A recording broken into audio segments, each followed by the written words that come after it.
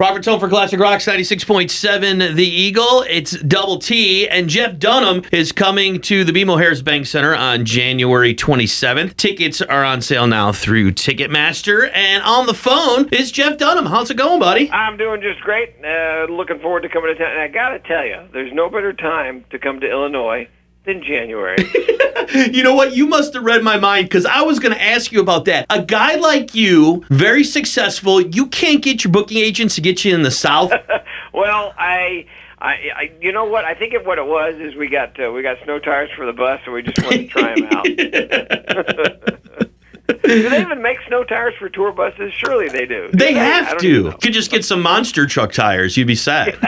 You know, nobody's lifted a bus. I've never seen that. Shouldn't we do that? I think it'd be awesome. It'd be a good look. Get a rope ladder to get into the bus. It'd be fantastic. You've been really busy lately. You've had a lot going on. You got a new Netflix comedy special out now, right? Yeah. Oh, yeah. The Netflix thing, you know, we're pretty stoked to do the Netflix because every comic that you can think of has gone to Netflix.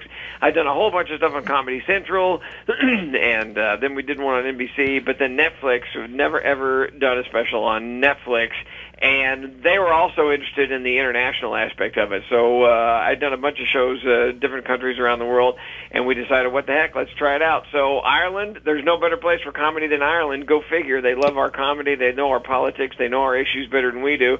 So we decided, what the heck, let's try it. And they were great. And now this thing's on, and Netflix is fantastic. You can download it whenever you want or stream it whenever you want. So there you go. What's the politically correct way of saying it? Your friends, your characters, I mean, I don't want to insult them. A dummy's a dummy. You know, there's a lot of ventriloquists that are way too serious about this stuff. The technical term is a ventriloquial figure. So the minute you're calling your dummy a figure, you're taking what you do you're playing with a doll, for God's sake. Face it.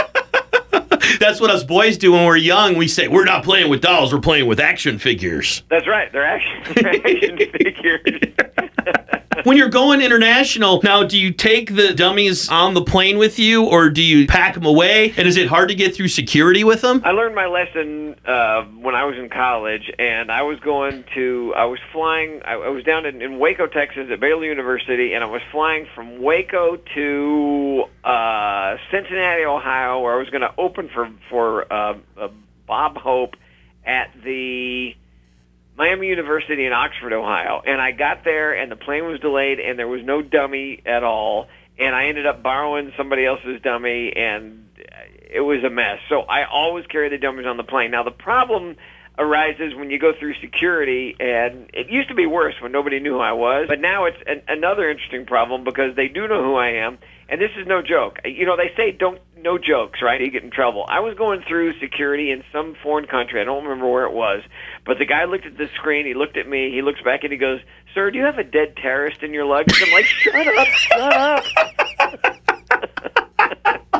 And he thought he was really funny. I'm like, there's not supposed to be any jokes. That poses a question about borrowing somebody's dummy, because my mom always told me, don't borrow anybody else's dummies. It's not safe comedy. Well, the actual truth of the matter is, this is a whole other thing. We have a ventriloquist museum in Fort Mitchell, Kentucky, which is just outside Cincinnati. So it just happened to be that the ventriloquist museum was just down the road from where the show was going to be. So I'm a board member. I actually called the museum and I said, "Hey, can I come have my pick of dummies because I need to do a show?" And so none of my dummies were in the museum at the time. So I went and borrowed some 80-year-old doll and did my show with it. It was just sad. It was for Bob Hope, so nobody could tell the difference. Yeah, no kidding. Old people. You know, I got to congratulate you. You got a star on the Hollywood Walk of Fame. That's really cool. Hold on, Walter wanted to talk about that. Oh, yeah. Hold on. Walter, come here. Hello, is this the Team T guy? It is. How you doing, Walter? I'm fine. So listen, yeah, Jeff got that walk on the star on the Hollywood Walk of Fame. You know, there were two words that came to my mind when I heard he was getting this: who and cares. You know what I'm saying? Have you been to to the Hollywood Walk of Fame. Have you seen that, Terry? Have you seen that? I have. Yeah, well, it's just like a mile of stars up and down the Hollywood Boulevard. Some are in good places, some not so much. They don't tell you where you're getting your star. We thought it was going to be maybe in front of the Pantages Theater or in front of the Dolby Theater. No, Jeff's is in front of a CVS pharmacy. It's fantastic. Yeah, so now you can go look at Jeff's star, then go in and get something for your nausea. You know what I'm saying? I do. Now, does Jeff stand in front of his star? You know, hopefully people recognize him. Yeah, it's really sad. Folks are so excited to get a picture with him. No, they're more excited to get a selfie with the homeless Spider-Man. You know what I'm saying? I do. Yeah, and then, you know, there was a huge crowd on the day that Jeff got his star. It was just a few days ago. I mean, Jay Leno was there, Howie Mandel was there, a huge crowd. It turns out everybody was standing in line for their flu shots. It was just stupid. When the ceremony was over Jeff's name, I spray painted, "Congratulated Darcy Lynn, the girl who won America's Got Talent." I thought that was better. More deserving. More talent, right? Yeah, exactly. She can sing. What can Jeff do? I don't know. He tells knock-knock jokes with a doll. Who cares? All right, here's Jeff. Nice talking to you, TT. Thanks, Walter. Jeff Dunham, he's going to be at the BMO Harris Bank Center on January 27th. Tickets are on sale now. The other thing that I noticed was you're in the Guinness Book of World Records, and that has got to be a huge accomplishment. Yeah, for the most tickets sold on a comedy tour. That was pretty great. You know, there's a handful of things that I dreamed of when I was a kid and when I moved out to L.A. in '88. But the Guinness Book of World Records and star on the Hollywood Walk of Fame, those were not two things that were in my list of wishes. So that was a pretty great one as well. When you were a kid and you looked in the Guinness Book of World Records, what was the first thing you looked for? Not politically correct to say it. The Fat Twins? Absolutely. Riding their mini bikes, right? Yes. Two guys riding their mini bikes. And I was wondering if you got put in the book next to them. I don't know. You know, I think there's a million different Guinness Book of World Records. I don't think they don't include every record in every book, so I don't know what you have to do that. I got the plaque, but I don't know if I'm in the stupid book. I don't know. I want to be in the book. I want to be in the book, damn it. Who knows? Next to the Fat Twins. There's a goal. That's a goal. Now you got to get a couple of fat dummies on your lap. That take a knee before the show, right?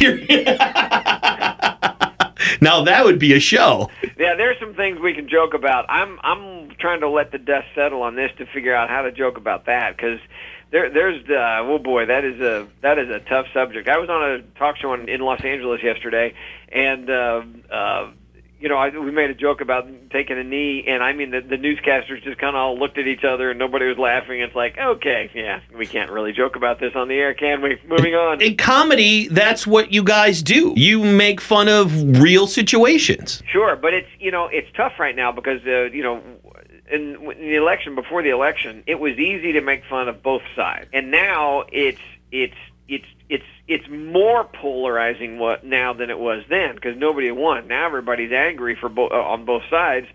So you know, it is tough. If you're gonna, there's nothing I hate more than people in show business that think they're important, getting up there and spouting off their politics. Nobody cares. Just shut up and act. Shut up and sing.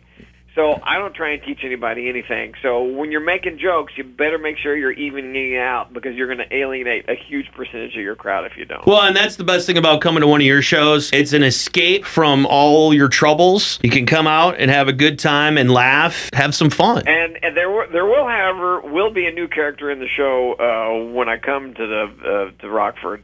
And it may be connected somehow with the Trump administration. Interesting. I can't wait to see it. Jeff Dunham. Not a character anybody knows. I'm not copying anybody. None of that. It's a completely new guy that you've never seen before on TV, et cetera, et cetera. I'm very, very excited to see it. Jeff Dunham, he's coming to the BMO Harris Bank Center on January 27th. Tickets are on sale now through Ticketmaster. Thank you so much for taking the time. It's always great talking to you. Thanks, Terry. We'll see you soon. It's Rockford's home for classic rock. It's 96.7 The Eagle.